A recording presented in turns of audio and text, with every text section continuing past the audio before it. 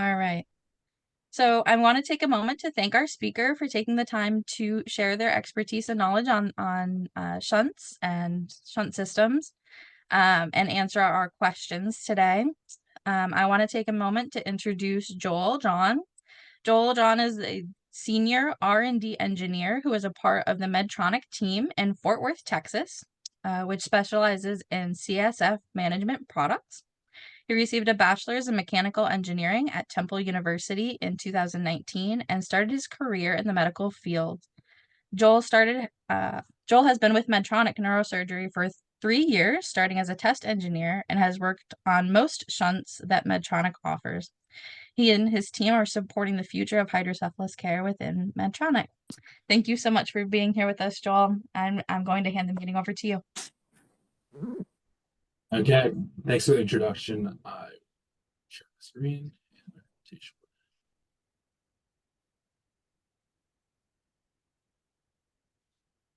Can everyone see my screen?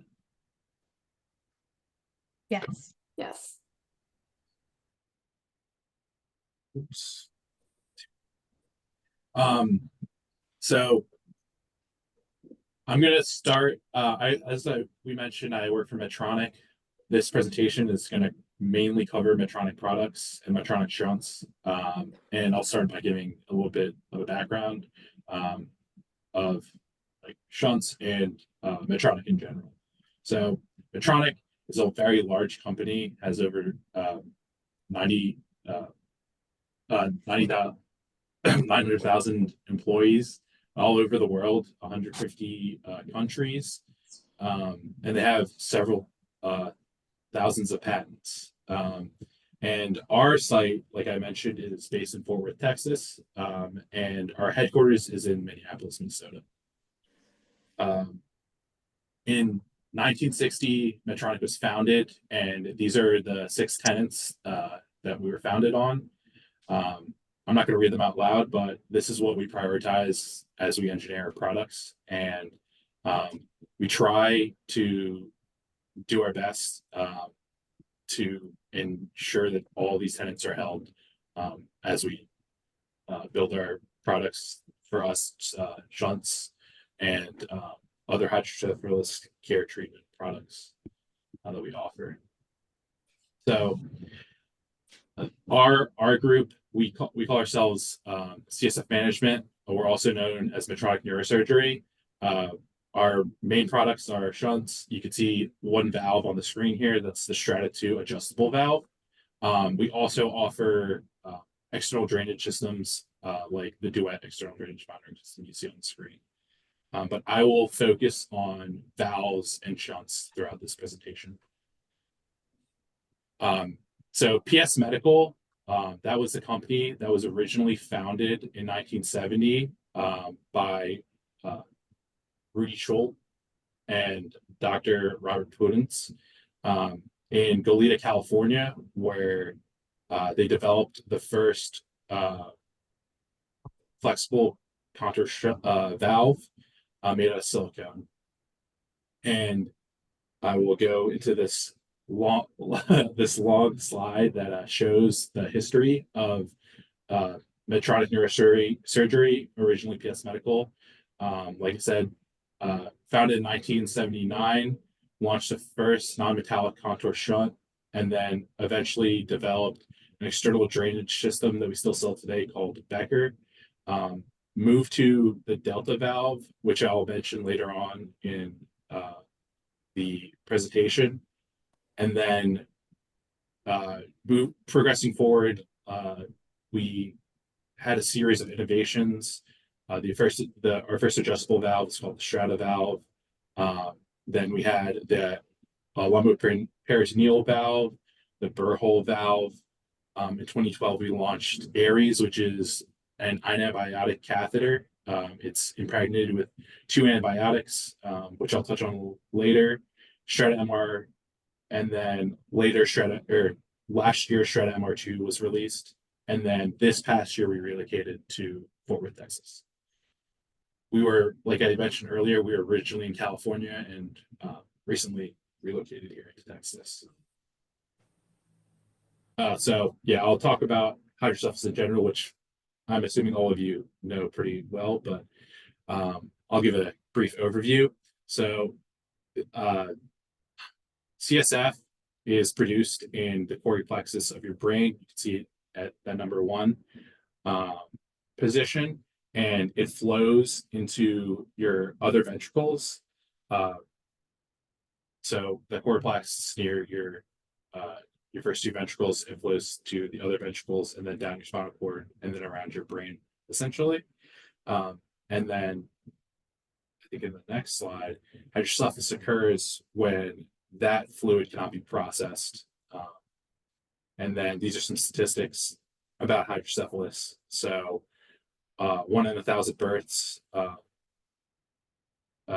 in 1 in 1,000 births, someone will have hydrocephalus, or you could develop it onset, which is 1 in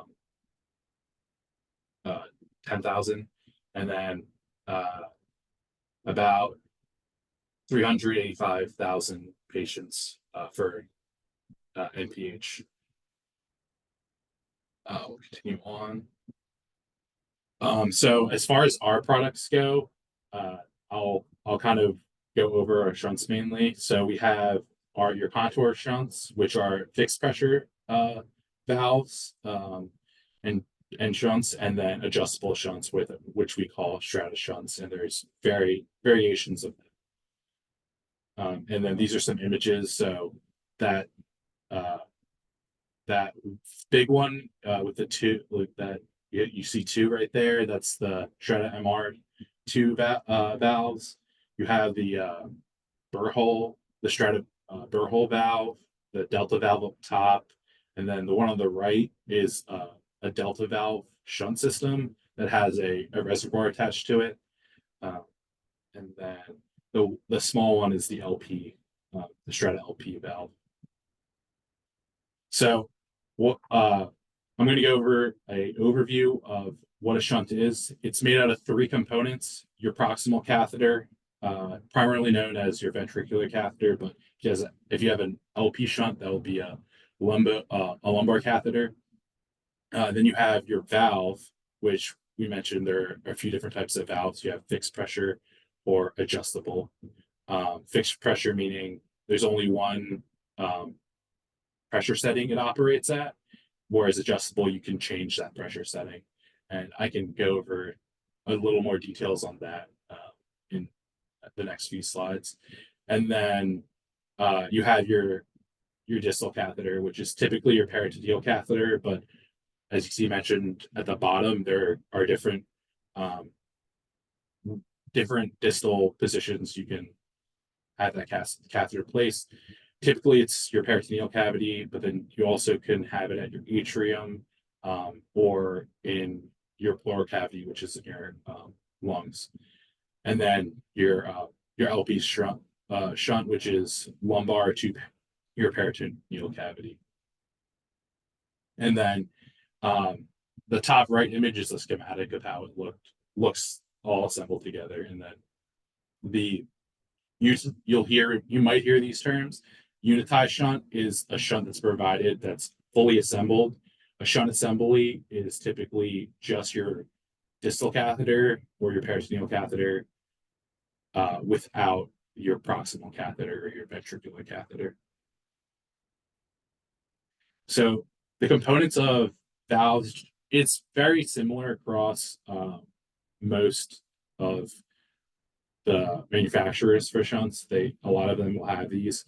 The image you see here is a delta valve, so this is the one I'm going to go over.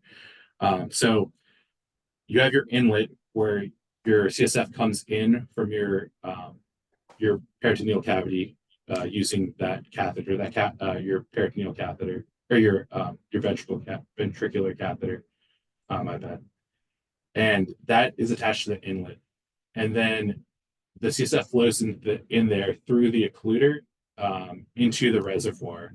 That reservoir, it can be punctured and CSF can be drawn out at that location. After it passes through the reservoir, it enters your flow control mechanism. In this example, it's a silicone membrane, which I'll have shown in, I think, the next slide. or maybe I think it's 2 slides after that. And then for this example, you have a delta chamber, which is your anti-siphoning device. And that's usually used to prevent over drainage. And then that flows into your outlet, which would be your peritoneal catheter. And that catheter will allow the CSF to flow into your peritoneal cavity. So like I mentioned, these are just the names of all our products. You have your intervision or ventricular catheters, your Aries antibiotic impregnated catheter, which is pretty much the standard catheters that are just have antibiotics coated in them to help with infection. And then you have your flow control valves, which are, fixed setting valves. And you have your delta valve, which is pretty much a fixed valve with a delta chamber connected to it, which is the anti-siphoning component. And then you have the Strata valves, which so you can see the first one, Strata 2, and then Strata NSC and Strata NSCLP. NSC stands for no siphon control. So Strata 2 always has that delta chamber I mentioned previously. Those other two are that essentially that valve without the delta chamber. And then the most recent product I mentioned is Strata MR2, which is a magnetically resistant valve that we now offer. So I'll go into the fixed pressure family. This one? What was the question? Okay, I'll just continue. So for us, we have our contour valves, which are pretty much those flat looking valves you see in the middle one, the one on the right, and the bottom left. They're just different sizes. So we have a large, a medium, and a small. And then you have the burr hole valve. So that valve essentially sits in the burr hole that's drilled where the catheter is placed. And then you don't need you don't need to place it like elsewhere with the catheter attached to it, like running out of the burr hole and attached to the valve. And then you have the button valve. That's typically used on premature infants because of how small it is. And that's the main advantage of that valve is just it being very small. So that's why surgeons like that one for neonatal patients. So in this slide, I'll talk about how the fixed pressure valves operate. Essentially, you'll see these are all the different sizes I mentioned, and you have the CSF that runs in through the inlet, like I mentioned earlier. You have that occluder. The occluder is used to block CSF. Say the doctor wanted to palpate the valve, they would push on the reservoir and hold the occluder, and that would force the CSF through the outlet. And then you have your silicone membrane, which is that pressure regulating mechanism. And essentially, it's this membrane with a certain thickness, and that thickness will correlate to a certain opening pressure. So you need a certain pressure to have that. It almost looks like an umbrella fold open and allow the CSF to pass through. You can see that opening in that top right image. And what really happens is it flutters, like open and close as you reach the pressure required to open that membrane. And once it passes through those two pockets on the side, you'll go through the outlet. And then the way you can tell for these valves, like what setting it is you'll see on the image in the left, they have these little dots. Those dots are radiopaque, which means you can see them on the X-ray, and those correlate to a pressure setting that is predetermined. And then you also have the arrow, which indicates direction of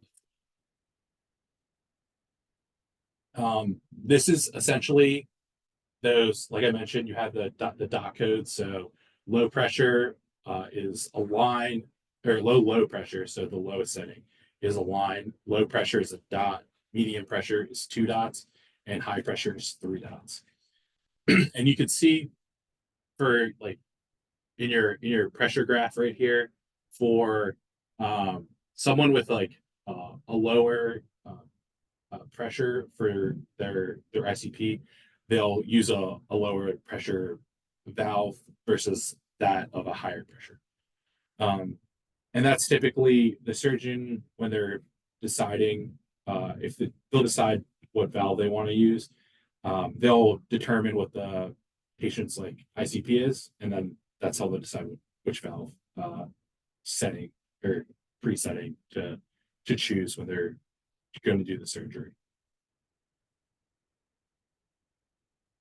I mentioned the delta chamber, so this is kind of what I referred to earlier. So you have this component that is on that Strata 2 valve and that delta valve. So in this valve on this previous slide, you can see it doesn't have it on here. It'll usually be attached onto the outlet. So this little component will go at the end of right after where that arrow is. And what it does is essentially when you stand up, there's a differential pressure that occurs. And you can see like in this image on the top right, as you're standing up, because you have that 50-centimeter catheter running into your peritoneal cavity, it'll create an additional force pulling on that membrane, and it'll open it. So what this actually does, I have a little animation here that you guys could watch, where when you're laying flat, this is how it operates. The CSF will just pass through this mechanism, but as you stand up, it'll actually constrict. So it'll add additional resistance.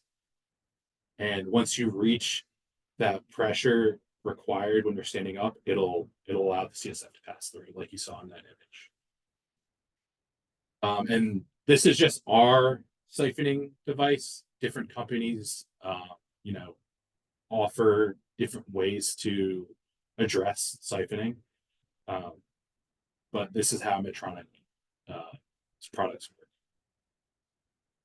So I'm going to go into Strata valves. Strata is just the brand name of our adjustable valves. And we offer several different types.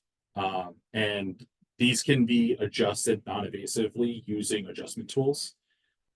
And the Strata 2, which is the top left image, you can see has that delta chamber I mentioned. The Strata 2, or the Strata burr hole, which is the one to the right, is a similar configuration with the delta chamber, but it's a burr hole instead of a linear valve. So essentially, you connect it underneath instead of like inline, and it's just placed onto the burr hole. And then you have your Strata NSC valve. If typically if you have very low pressure, you don't need the delta chamber, so you would decide to select Strata NSC valve, and those are two different sizes. So you can see the regular and the small. The small doesn't have an occluder, so it'll depend on what the surgeon is looking for, what the patient size is, which size of valve they decide to use.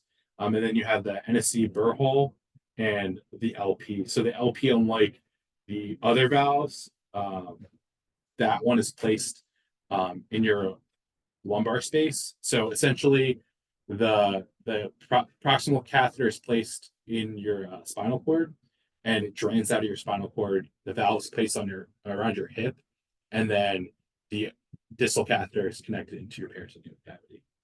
And these are MRI conditional up to 3 Tesla.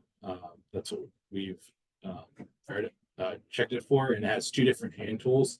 I'll explain one of the hand tools in the following slides, and how the adjustment works for that one. So this is a similar slide to what I showed before. It's just for the Strata valve.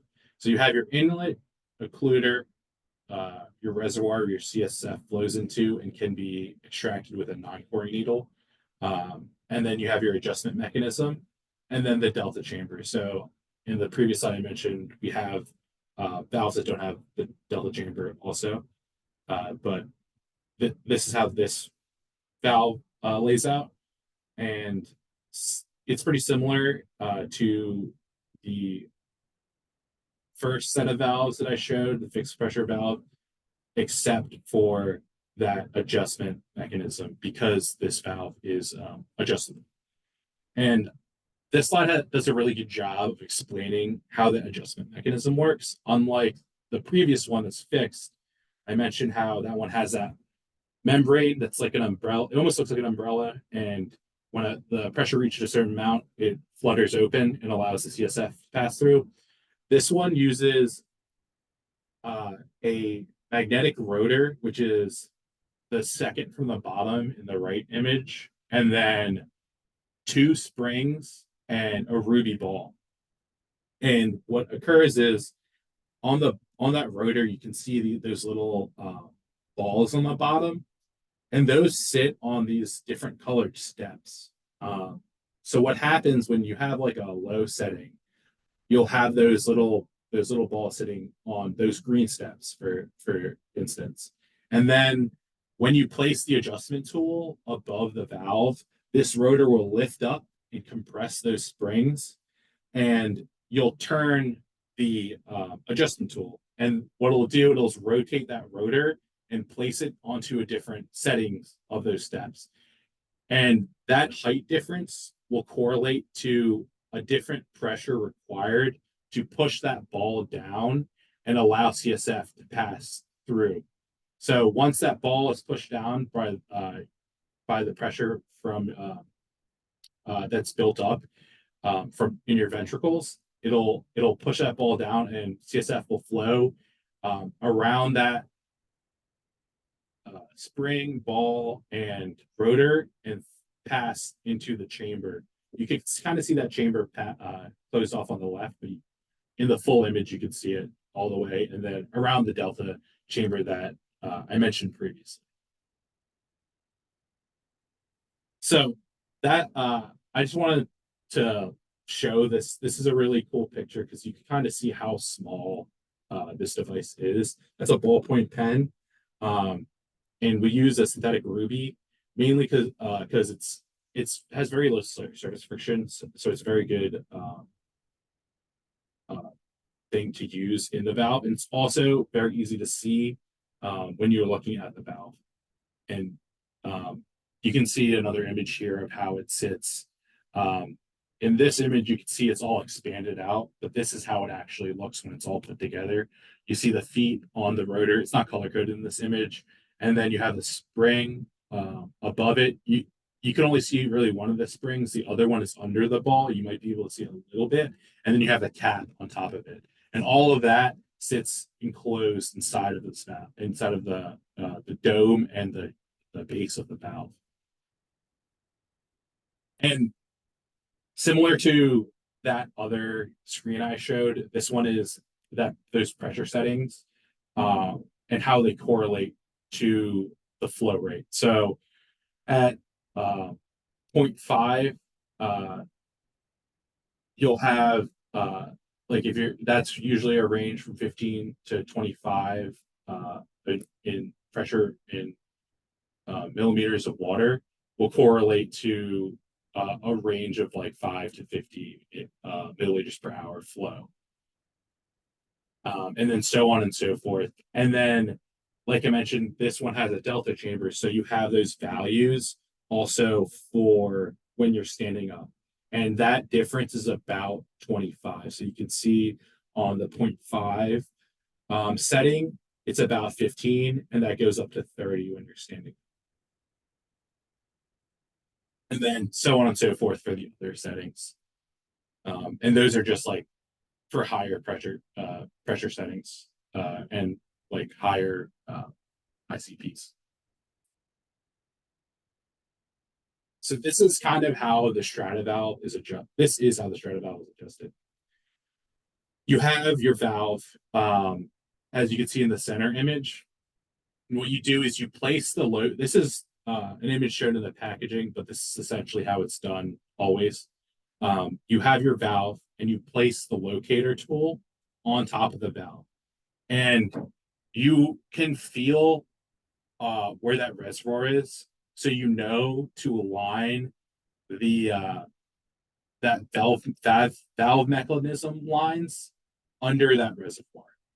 Um, and you always, it has this arrow that is supposed to point in the direction of flow. You want to line that up with that arrow that's on the valve. If you're doing it under someone's skin, you could actually feel like by the contour where the where that reservoir is, and you can tell usually by that which direction.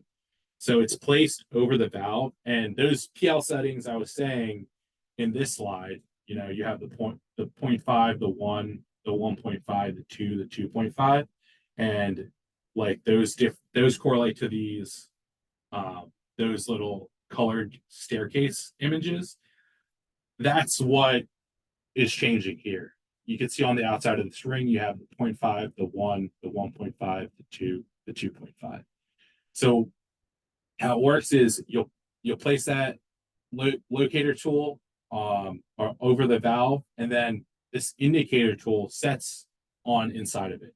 You'll align that red stripe, and what the valve is set on, that indicator tool will point to. So in this image, you can see that indicator tool is on 0.5. So that valve that it's on top of is set to 0.5. And then now that you know what your valve is set to, you would remove that indicator tool. And then you would place that adjustment tool that's on the bottom of this left image.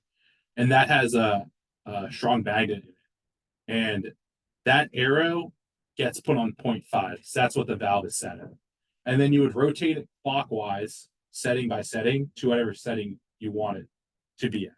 So say you wanted that 1, you would rotate that one until the arrow is pointed at 1 on the locator tool. And say you wanted to go even higher, you would just continue to rotate it to 1.5 until that arrow is pointed to 1.5. So say you wanted at 1.5, you turn it one setting, then over one more setting, and then you would lift it up, like straight vertically up, and then place it back. It comes in a case, so you typically just place it back in the case.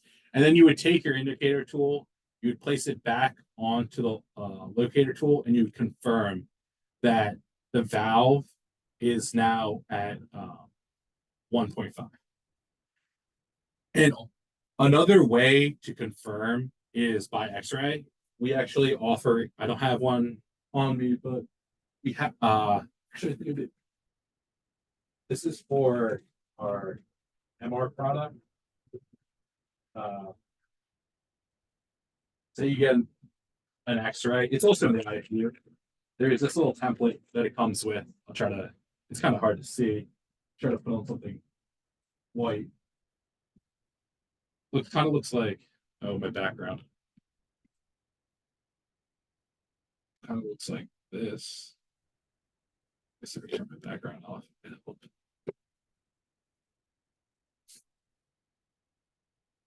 It's a little hard to see. I'll show it later, but it pretty much in the X-ray you can see what position that magnet is in, and that position correlates to the setting as well. So that's the other way after you finish your adjustment, other than using the tools to check. And I'm going to move on to our Strata MR device. So that device, similar to Strata 2, is an adjustable valve. The main difference in this device is the magnet and the features on that staircase I was mentioning. So I think you might have seen when I switched to the slide, you can see that rotor bumping into those walls of the cassette base, and pretty much the other. I think if I'll scroll back a little bit, the other one doesn't have that feature. So what happens when you go into an MRI? with a Strata 2 valve is it'll most likely change settings. But with this valve, it actually isn't capable uh, as long as the MRI is within the specification listed in the IFU. So at 3 Tesla MRI, that MRI is strong enough to lift up this rotor and adjust it to the next position. The adjustment's very similar for this one. I have the adjustment tools listed on the left side of the screen. Obviously, that adjustment tool has to be a lot stronger because of the magnet inside the valve. It's a lot stronger and a lot more powerful. So it can't be adjusted using the other tools. You have to use these set of tools to adjust this valve. Essentially, it works almost the same. You have your CSF that flows through the valve into the top of the cap. You can see on the bottom image, the top of the cap and that ruby ball on the valve on the bottom. And it flows, pushes the spring down, flows through the and around the rotor and through the cassette assembly and then out of the valve and then into the delta chamber for this example. And that's pretty much how this MRI, the Strata MR 2 valve works. It's a combination of that strong magnet and the walls that are shown here that prevent it from adjusting it during MRI. And then the last thing I wanted to touch on, I think I mentioned it previously, is our antibiotic impregnated catheter. It's impregnated with 2 drugs, rifampicin and clindamycin, and that gives an antimicrobial effect for 126 days, which is very effective and very sufficient. So a lot of surgeons like to use this catheter to reduce infection. And similar to our other catheters, it comes with length markings for your ventricular catheter. So you know when you're placing it, the distance required to place it in your ventricle. And then also your peritoneal catheter is just coated like it usually is with an open end. And I think that is my last slide. So this is where I'll open up to questions. Thank you so much, Joel. Does anybody have any questions? Please feel free to unmute yourself, or you can put questions in the chat and we'll be checking that. I have a question. Sure. Yeah. Okay, I'm not using any names intentionally. I had a Strata 2 put in, and I had to have it taken out within a month, and they put in another one. And that one still wasn't working right. My son is a surgeon. So what I say next is kind of like, okay, we know who you are, you're a surgeon, we'll let you do this. Medtronic gave us the adjustment tool because it would change every 2, maybe 3 days, and I had to keep having it adjusted.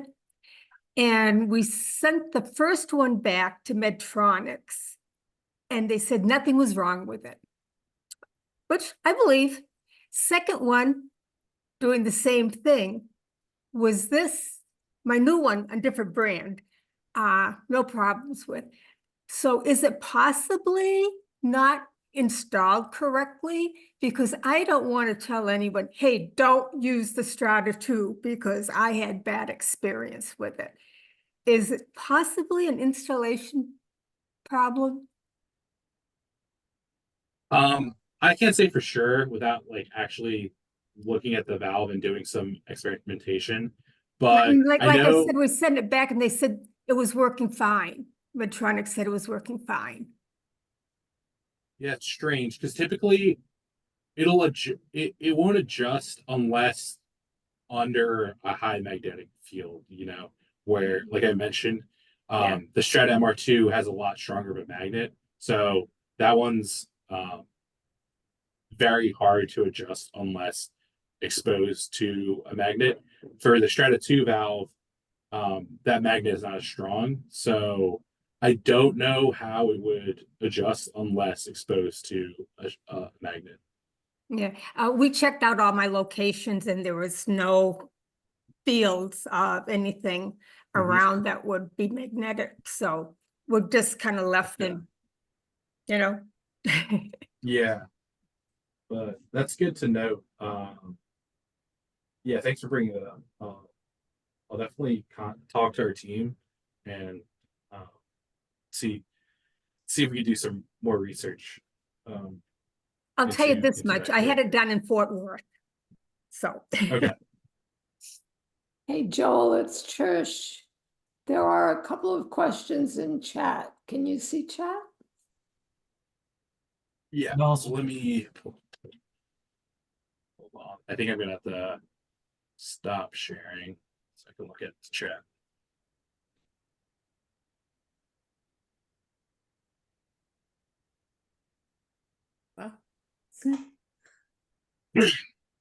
So what materials are catheters and shunts made out of? So the catheters are mainly made out of silicone, and the shunt, a large portion of it is made out of silicone and also a few different plastics. Springs are made out of stainless steel. Yeah, I don't want to say the exact type of plastics, but yeah, it's mainly plastics, some steel, and then synthetic ruby ball that I mentioned, and then silicone. Hope that answers that question. And then when is the use of the valve? When is the use of the valve?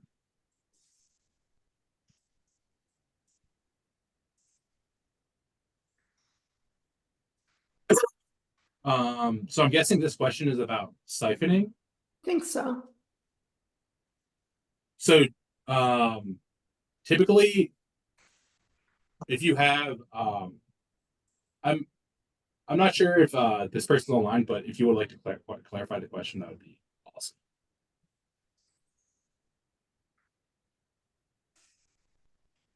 But we can Joel, come back would to you it. like to clarify?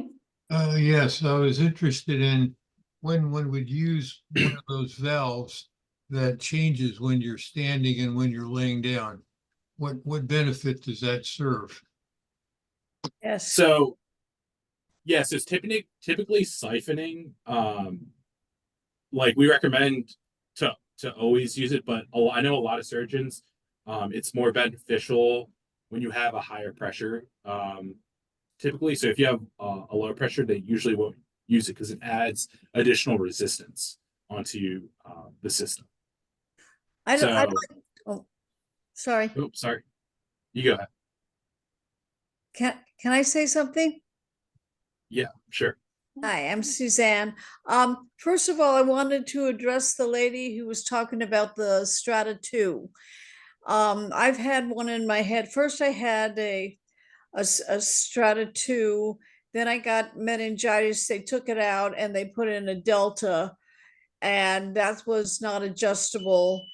So, and I was feeling a little dizzy from it. So I got another shunt and they put the Strata 2 back in.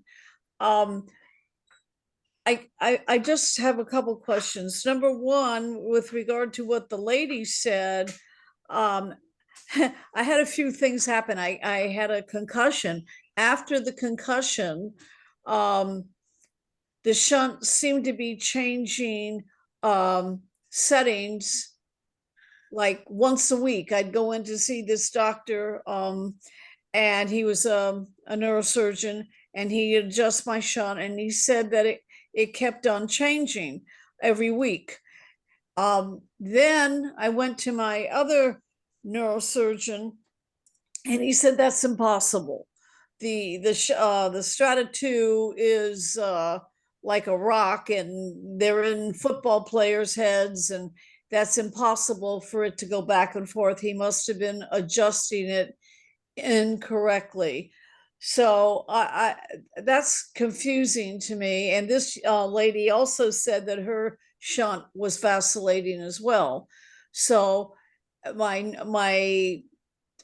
full-time neurosurgeon said that was impossible. So would a shunt, would a concussion affect it?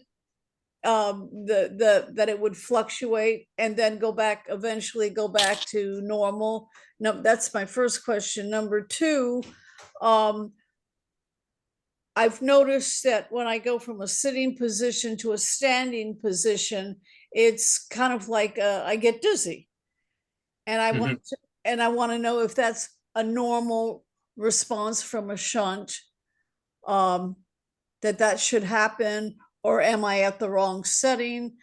I have questions that my doctor doesn't seem, I mean, he knows about shunts, but he doesn't really know about shunts per se.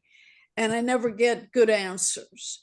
So I just wanted to know whether anybody else got that, when you change elevations, that you get dizzy. And I have to kind of stand there for a minute till I get back to kind of normal. And one more question. Can a shunt make you dizzy in totality? Those are my three questions. I just have a lot of questions about my shunt. And can you, as you can see, I'll try. I'll try to. Okay, go ahead. I'll try to answer at least the second one. I know, when you change elevations fast, yeah, that is, I think, normal. For that change, essentially what you're doing is you're allowing gravity to quickly pull on that catheter, and you start to drain quickly. So it depends what type of valve you have. If you don't have an anti-siphoning I have a device, Strata 2. So typically that it's probably that quick change that your valve is adjusting and regulating that change in pressure. So are you saying that if I was at a different setting, I might not have that elevator? I don't know. I can't say for sure. So, but have you heard of that before? No, this is I have not heard of that, but I know if you didn't have like a siphoning device, I've heard of that. I've heard of that. Can you say that one more time, please? Like for a valve that doesn't have a siphoning device, that would be common. I'm not hearing you. Is my audio? Can everyone hear me? I was saying if you have a valve that doesn't have a siphoning device, that symptom is common. So like a Strata 2 valve has a delta chamber, so that's I wouldn't think that's common, but I'm not 100% sure. You don't think it's what? So Suzanne, Joel can't answer specific questions about like symptoms and things. He mostly can talk about the engineering part of the shunt. Just so you know. So talking with your doctor is going to be the best with symptoms. They're not that well versed in shunts. They know how to put it in, and they know some basics.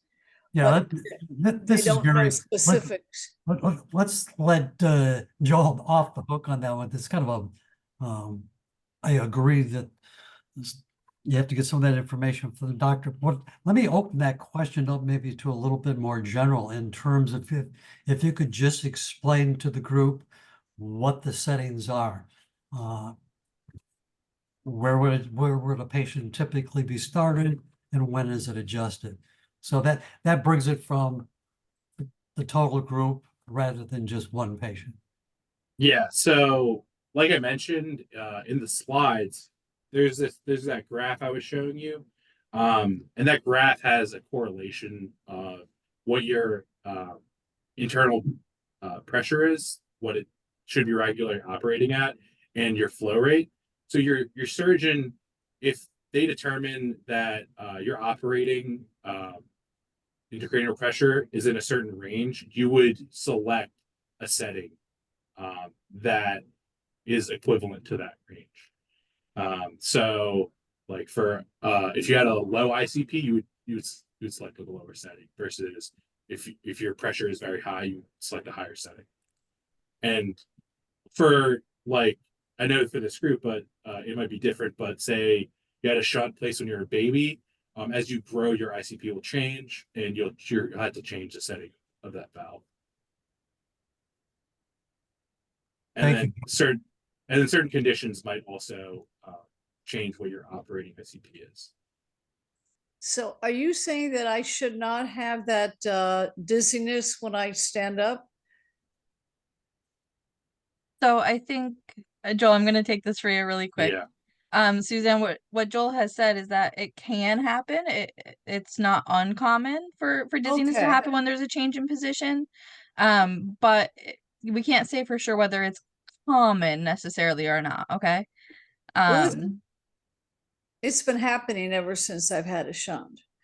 Gotcha. I did send you a chat message if you could check that really quick. And I would love to just chat with you over email more about your symptoms. I Okay. was told about if you move quickly, that will happen. You know, if you're sitting down and you jump up, that's when it might happen, but it will go right back down. It eventually I was does, told. but I have to kind of stand there, like when I'm getting out of a car, Mm-hmm. I have to stand there for a minute before I can walk because I'm Mhm. dizzy. And Suzanne, did they ever tell you that they took the anti-siphon control off your valve? That they took the what off my valve? Is it yeah, so if it's not a Strata 2 or it's like a Strata MSC, like I mentioned, it wouldn't have a siphon control. Right. I'm not hearing. What? I'm not quite understanding. What would they take off? Anti-siphon control? I don't think so. Okay. No, I So don't. I had that done to my shunt to give me more drainage. And then I had some of the symptoms you're describing. If I stood up quickly from lying down, I'd get the, Yeah. yeah. But that, I knew what it was. We had taken the anti-siphon control off my valve. No, they didn't take, as far as I know, they just put the shunt in. Okay. Maybe it's not working properly. It might be good to talk with your doctor on that, Suzanne. Yeah, But I do want to switch quickly, just for a minute. We'd only have a short amount of time left for Joel to answer some questions. And there were a couple of questions, Joel, in the chat about magnets and safety and flying and all that. Can you kind of just generally address that concern? Yeah. Flying should be okay. For magnets, it's typically if you get very close to a magnet. I would say within a few inches from your shunt, or if it's a very powerful magnet, like in an MRI, where it could change settings. Hi, this is Karen Cunningham. This is Karen Cunningham. My husband posed that question because we're going to fly soon, and his neurosurgeon's physician's assistant said the sort of machine that you can walk through that initially finds the metal, that's okay. She said, but it's the wand itself, if it gets near your shunt, can change. Yeah, that's because like I was saying, if it gets very close to like, yeah, we're talking like you have to get, since they're wanding your body, right? They're holding it right up against your body. That when it gets very close, that's when there's the problem. So like, if they do your arms like they do and they do up, up to your crotch and down, that would be okay. But close would be if they're going anywhere near your head. Exactly. Yeah. Thank you. We've asked the doctors, a physician's assistant, to please write us a note so we could present it to the TSA. Because I'd recommend that. He has shoulder replacement and knee replacement, so he's going to get, come back. We have to do the initial, the other searches. So, all right, thank you. Yeah, no problem. Karen, do you still have a question? You had your hand up. Oh, it's not all that important. I was just going to ask if my particular Strata two, if he knew if it came with an anti-siphoning device. I don't know, and I don't know how to find out because my card doesn't say one way or the other. Yeah, so Strata 2 always comes with an anti-siphon device. Oh, The great. Strata NSC, it's called NSC because it stands for no siphon control. Oh, That would that not makes have. sense. Yeah, that one Okay, doesn't have a siphon. Okay. I have a great. question. Okay, thank you so much, Yes. Joel. Very good Yeah, no problem. presentation. Thank you. I have a question about how long these systems can be expected to last. I have had mine for 8 years. I've never had one problem at all. And I'm hoping it's going to last for the rest of my life. How long has the longest one lasted that you know? I actually, so the intent of designing these valves are for to last the life of a patient, but it is brain surgery, so it's very hard to like predict what can happen.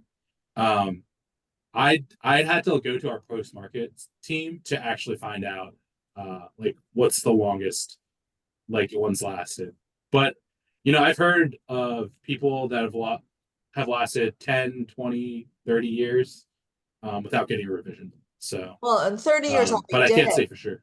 I mean, I mean, but I want it to last. And the thing is, it's not, I've heard that with NPH, it's less likely to get infected or obstructed than it Mhm. would be for younger people and babies and things like that. Yeah. So should I That- expect to, is there a warranty? No. I don't I don't know, but our goal is for them to last as long as possible. That's what we try to do. Obviously shunt revisions are common, but we try to design all our products to last as long as possible. I can't say definitively that it'll last an X period of time because every patient is different. Yeah. Dorothy, you have a question? Go ahead. Dorothy. Can we go back to magnets for a moment?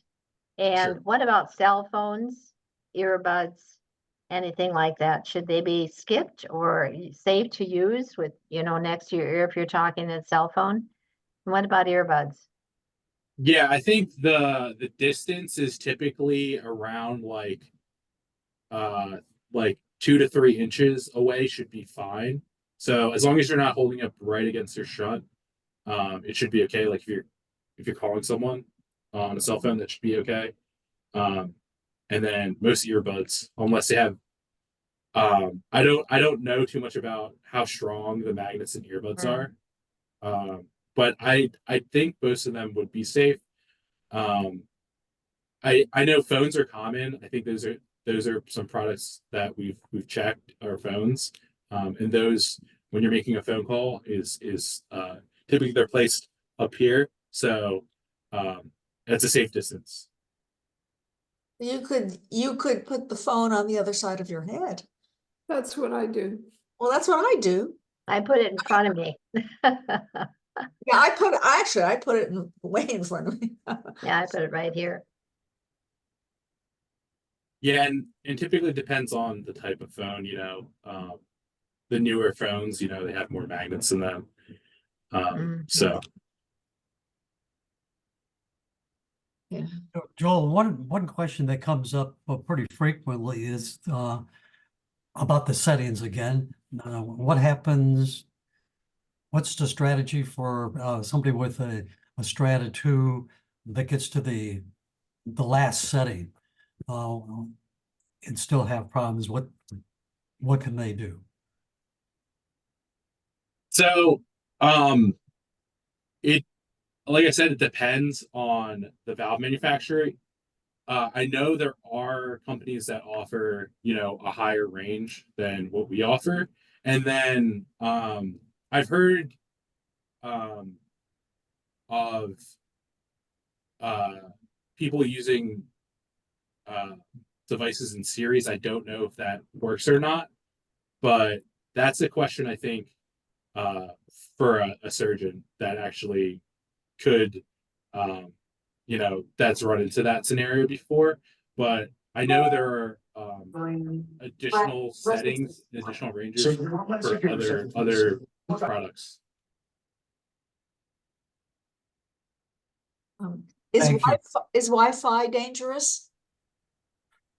No, Wi-Fi doesn't have magnetic field, so Wi-Fi should be fine. Okay. Susan, man? Yeah, we need to have you on mute.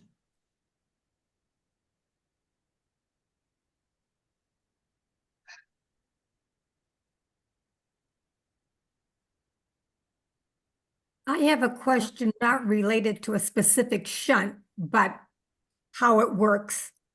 Has anyone ever had a bad bronchial infection? I just got over one, and every time I tried to cough, I thought my head was going to blow up. And I called my doctor and he said, there's really not much you can do but live through the cough. Has anyone else had to go through that, and what did you do? I have COPD. I have chronic bronchitis all the time. And yeah, it hurts like heck when you have to cough badly. Mhm. Just get something, I tried to freeze my brain. I put ice on it. Said, "Come on, freeze." NyQuil at night, whatever it takes. Benadryl. Yeah, I think there's a lot of people. I was using Benadryl when it happened to me. I had the same issue. As soon as I coughed, I thought my head would snap over. And so the Benadryl cough syrup was very good. It would stop it dead, and then I could work my way through it. I kept a bottle in my purse. Suzanne, I want to get back to Suzanne because she had her hand raised there. And go ahead. I'm just curious, if I've had my shunt for a long time, if is it possible that you need to change the setting, and if yes, how do you do that safely, and how long? In other words, if I'm at 1 now and I wanted to try 1.5, how long is it safe to leave it at 1.5, or like if it's the wrong setting? In other words, if you want to experiment to see if you can do better with the setting, how long would it be safe to leave it at the wrong setting, I would say? I feel like that's a question for a surgeon, like a doctor. I wouldn't know the answer to that. Like, to play around with the setting. Yeah, that's but typically it's something that it's dangerous though to be at the wrong setting, right?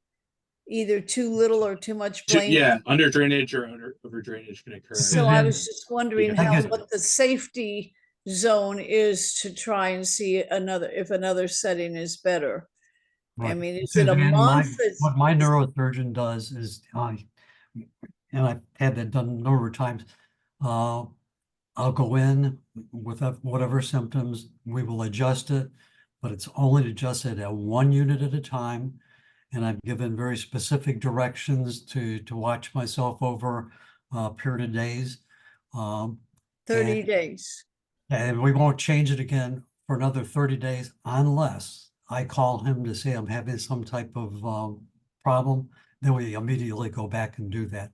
I just recently had that happen where we do know, for me, the shunt, the way it's adjusted does affect my hearing. So I had just had an adjustment, and to see if I could, walk just a little bit better, and I was trying to be best perfection. Turned out that wiped out my hearing. I went in immediately, they turned it back, and my hearing came back. So really have that discussion with your doctor so that that he knows, and that you know exactly when to call him. And then I've had it done so many times, I don't feel it's dangerous at all, but you have to have that communication with the doctor. let's Thank see you. if there's any other questions on there you would like to answer, Joel, from the chat. Oh yeah, I stopped going through them, but try to.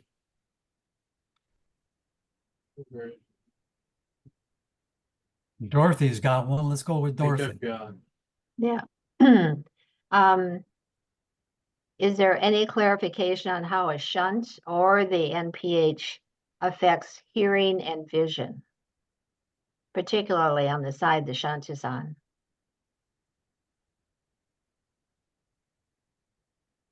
Hearing or vision? Mm-hmm. I'm not sure. I don't know if we've studied anything related to that. I haven't seen. I can check, but I don't think I've seen anything related to that before. I've had Is that something that's happening? I mean, you just mentioned, yeah. My neurosurgeon, and it was hard to convince him that there was a relationship, but they did find through some other study that was totally unrelated to NPH or shunts even, that there was an association. So now, at least in my neurosurgeon's office, they screen patients for any particular hearing loss. And for me, they particularly monitor what my setting is versus my hearing so we can keep it balanced. And I've talked to probably 4 or 5 big name neurosurgeons that do see that problem come up occasionally. Not everybody with a shunt has a hearing problem, but if you develop a hearing problem, they suggest you do talk to your neurosurgeon about it. And typically, each one of the neurosurgeons told me what they do is they will just dial the shunt back by 1 unit. And so it's kind of they have to find a fine balance between the dynamics of the CSF and the dynamics of the auditory canal. But at least now they're not just relying on my word. They actually have some papers out there that help support that, why that's happening. And I know to talk about the vision standpoint, I know that untreated, that hydrocephalus can impact your vision. So I've never heard it for particularly with a shunt placed, that it's affecting the vision in one eye or the other. That's a good question, and thank you guys for the questions, because I'm taking notes as well. So like, this is helping me learn. Like, we don't get enough of a chance to talk to patients a lot, so this is definitely helpful for me as well. And Joel, that's why I said early on that you may learn as much from us as we do from you, because we have a group. Yeah, we know. You're living the life, right? Yeah. Anyone else have any questions that have not been addressed? Thank goodness we have so many people on this call. It's hard to. I'd like to ask something. Go ahead. If like I said, I've had 3 shunts put in. Is that dangerous to have shunts put in more than once or twice? Because I seem to notice that the 3rd shunt, I was dizzier after putting in the 3rd shunt. I wasn't dizzy at all with the 1st shunt. I was perfectly fine, but it got infected. Then they put in a 2nd shunt. I started to feel a little dizzy. And then he said, well, let's put you back to an adjustable shunt. So, and I see that I'm even dizzier after the 3rd surgery. So is there some kind of correlation with putting in multiple shunts and getting more dizziness? I don't think so. I think that revisions do occur because of, like you mentioned, infection or certain symptoms. I would consult your doctor if you're feeling often dizzy. That is a symptom of either under drainage or over drainage. It's a symptom of what? of like that's one of the symptoms for under or over drainage. So I Oh. would, if it's regularly happening, I would definitely consult your doctor.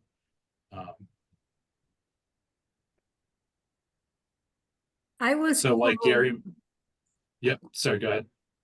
Thank you. I was told you want to do adjustments or take fluid out as minimal as possible, because even a needle, that fine needle to take something out, opens up your skin, and it's near your brain and anything can get in. So you have to be very cautious and make sure it's something you really want to do before you do Right. it. That's why I asked. Exactly. Trish, But anything from you? I mean, oh yeah, you got the newest shunt on the group, I think. Yeah. I do, and I'm still you hear getting, I have a question. Okay, wait for Trish. Or I just had a shunt revision a week ago, and I'm getting used to my new shunt, and it hasn't been adjusted yet, so it's a little early. I'm just happy to have the surgery done and behind me, and I'm Mhm. home, and I can eat and go for a walk. So everyone that Good. sent me good wishes, I appreciate them very much.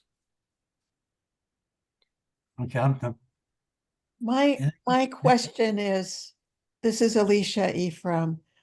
I'm in a group with the Shurig Brain Center of people that have had brain injuries of some sort or another. And some of them see a neuro optician. And I'm having the hardest time with my eyes. I'm wondering if anybody else is. My shunt's fine. I've had a shunt in 2013, and it was a new shunt placed in 2014. But I cannot seem to get my glasses correct. I'm always having visual issues. I'm wondering if anybody else is experiencing this. And I'm going to ask my neurologist for a neuro optician that is over at UC Berkeley. There's a clinic there. Does anybody else have these issues? Yes, yeah, I've had those issues. Sorry, Gary. no, that's fine. I've had ongoing issues ever since 5 years with double vision from hydrocephalus, and I've had prisms put in all my glasses, 3 prisms in each pair of glasses to help with the double vision, and I see a special ophthalmologist as well every 6 months with any issues I'm having. So that's been my situation as well. You know, my situation is not as marked as double vision. It's just that I cannot seem to get my glasses right. Doesn't feel right. Well, they put the prisms in your glasses when they're made up to help the vision problems. So I've seen both a ophthalmologist who specializes in that. I've seen, is it a seroptist? I can't remember the name, who deals with the prisms themselves, and an optometrist. And all 3 of them work together to help me with my vision issues from hydrocephalus. Thank you. And every time I've had a trauma, which has been 3 and 5 years, I go through this all over again. Well, thank you. You're welcome. Perhaps what we'll do is maybe focus that hearing and sight in one of our other meetings. But for right now, I'd like to just kind of close up with Joel. So if there's any questions we specifically have for Joel, let's Yeah, ask. I have one more. Go ahead. I just have one more. Does heavy coughing affect a shunt? Heavy coughing? I wouldn't think so, but we did have a Okay. number of people that mentioned that they've had head pain. That's something I've noted. But I never like I regularly go through our complaints database. Never seen that, but that's something I've noted, because I think you're not the first person that's mentioned that. I mentioned earlier, I just went through a bad bronchial infection. Yeah. And you got to live through it. There's, take cough syrup, whatever. it does not affect your shunt, because I was very concerned about that, and I have an excellent, right, Gary? I have a really good neurosurgeon. Good. It's good. I'm glad you're getting some improvement. Any last questions for Joel? Okay, you, going once, Joel. going twice. Joel, and your partner's on here too, right? Isn't Evan on here? He might have had to hop off. Okay. a little early, I want to but thank. he was listening in. Thank you. Thank you, Joel. Thank Yeah, you. been very Thank helpful. you, Thank Joel. Thank you so Thanks. much. Really appreciate your Thank help so much, Yeah, Joel. and we learned from you, so we really do appreciate that. So, with that, we're going to just close the meeting tonight. Sometimes after the speaker, we continue the meeting for a while, but we've already gone quite a while, and I've had two